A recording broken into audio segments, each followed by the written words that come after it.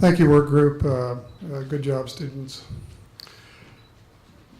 The reason I have this one slide is just a visual, a graphic of the site and the different administrative areas, and it's color-coded so you can keep track of the players. The blue is and it's representative of the various orders and agreements we have in place at the site, so we can maybe give you a little background on where we're at. In the beginning, there was, well, not the beginning, but there was the 2007 consent order for corrective action. That's an order that applies to all three responsible parties, DOE, NASA, and Boeing. And it requires cleanup of both soil and groundwater, and specifies a risk-based approach to that cleanup. In 2010, as Dan mentioned, we have additional agreements between DTSC and NASA, and DTSC and Department of Energy, and those are the administrative orders on consent, and they apply to soil and soil only. DOE and NASA are still bound by the 2007 consent order for corrective action for cleanup of their portions of groundwater. Blue is the DOE area that's applicable to the administrative order on consent. That's the area that DOE has agreed to clean up to background levels, and it's also the primary area of radiological contamination.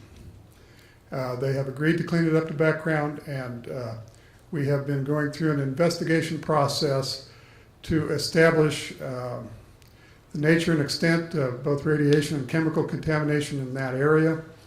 And it's been an iterative process. We've been, in fact, implementing the AOCs every day since they were signed in 2010. It's a process where you go out and sample, get high quality data, find out where you need to do additional sampling, and it just continues. It's iterative, and we're getting to the point for DOE and NASA and Boeing, consistent with their orders, that we feel we have a sufficient data set to go forward and start selecting cleanup remedies. The yellow area, area 2, and one labeled NASA, those are the NASA properties. That's where the rocket test, most of their rocket testing took place, and they are all also under administrative order on consent and AOC that requires them to clean up their soil to background. And they are also going through an iterative process. They've gone through 6 iterations. We were hoping this last one would be sufficient, but it may indeed be necessary for them to go out once again to establish that they know where background is for their range of chemical contamination, so they can also proceed to the next step, which is to identify remedial action implementation plans. Red is Boeing.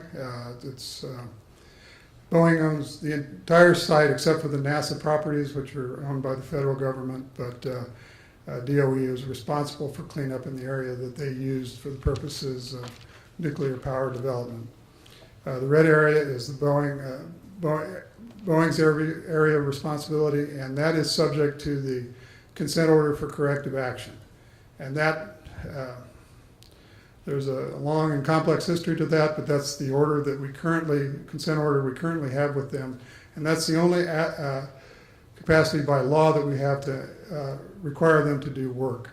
It's a RCRA, Resource Conservation Recovery Act agreement. That's the federal act that requires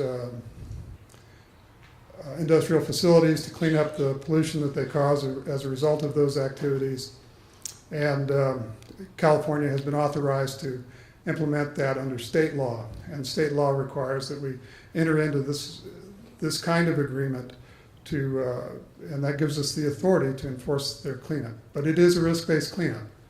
And it is, as it stands now, that risk-based cleanup is based on a suburban residential standard, and that's what they're investigating with respect to.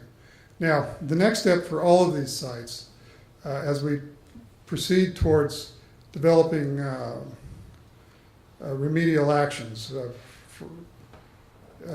both for groundwater and soil, is developing cleanup plans.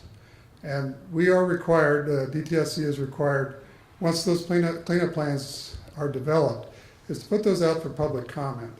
So when that happens, and we hope this is going to happen early next year, you all will have an opportunity to look in detail at what we've come up with, what we think is the appropriate cleanup solution for the site, and you'll have an opportunity to comment at that time in detail. And that's on the basis of those comments and what we understand about the site, we'll make a final decision. In addition to that, I just want to mention, I think most of you are familiar that we're going through a CEQA process. The CEQA process is the California Environmental Quality Act, and it is designed really as a check on government decision making. It's designed to be transparent about and to understand what the environmental impact of any project we approve is going to be.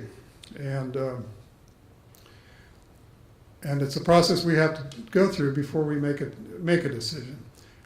Some of you were at the scoping meetings that we had recently, and all that, and that told us what you were interested in terms of potential impacts. So that is a parallel process. We need a CEQA document, in this case an environmental impact report, to help us help support our decision making on these cleanup measures. So you'll be seeing that in the same time frame.